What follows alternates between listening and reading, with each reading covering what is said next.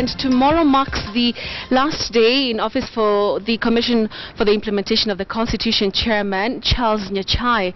And the Commission has published its final report on the status of constitutional implementation. Now, copies of the report have been forwarded to the President, the Chief Justice, the Chair of the Council of Governors, the Speaker of the National Assembly, and his counterpart in the Senate. Here are the details.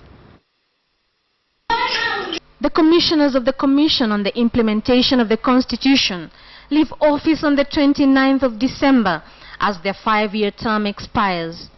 The mandate of the Commission was to monitor, facilitate, coordinate and oversee the implementation of the Constitution. And in its final report, the CIC gives an indictment. First, on limited civic awareness of the Constitution and public participation in governance issues.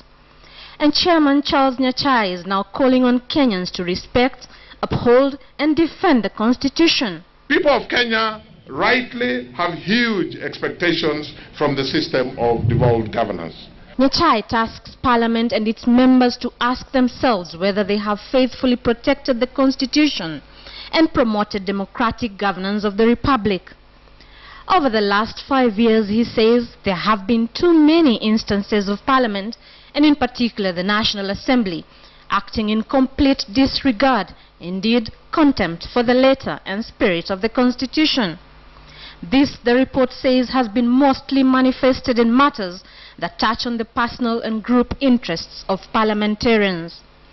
Be it refusal to accept the clear Constitution mandate of the Salaries and Remuneration Commission, the insistence on retention of the Constitution Development Fund, the tough wars between the two chambers of Parliament, and the overt disrespect on several occasions of judicial decisions and the rule of law. We are not subject to any authority, not even the parliamentarians, not even the executive. It is extremely important for you to know that the commissions that were set are independent, so that whatever we undertake, we have a total responsibility and obligation in owning every decision that we have made. The report also calls on the executive to evaluate its role and account for the implementation of provisions of the Constitution. This includes the support and commitment to the success of devolution. The report further recommends that the two levels of government must learn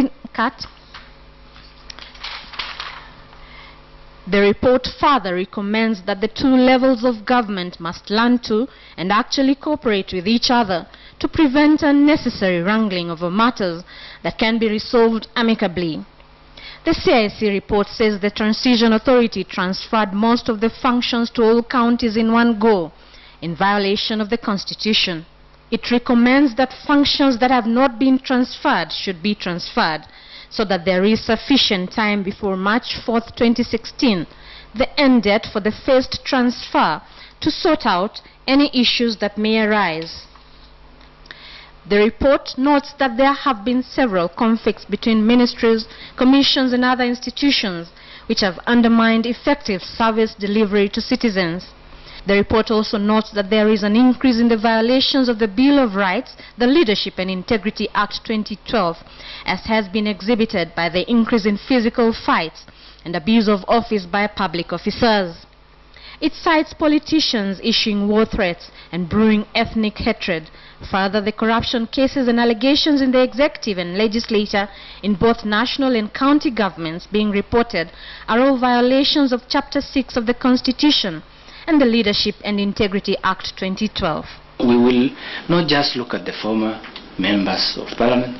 We look at the former members who have names there. We will look at the current members. We are not just looking at parliamentarians. We will also be looking at members of staff.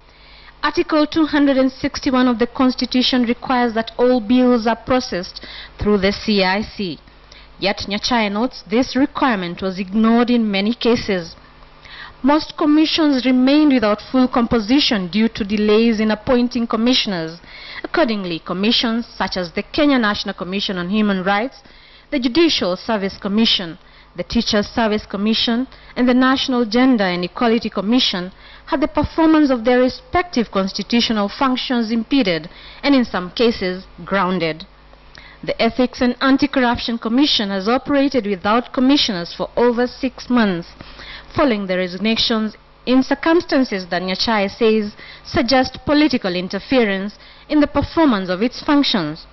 Accordingly, he says the commission is not properly constituted in view of the fact that it only exists as a secretariat and with limited efforts being made to fill the vacancies.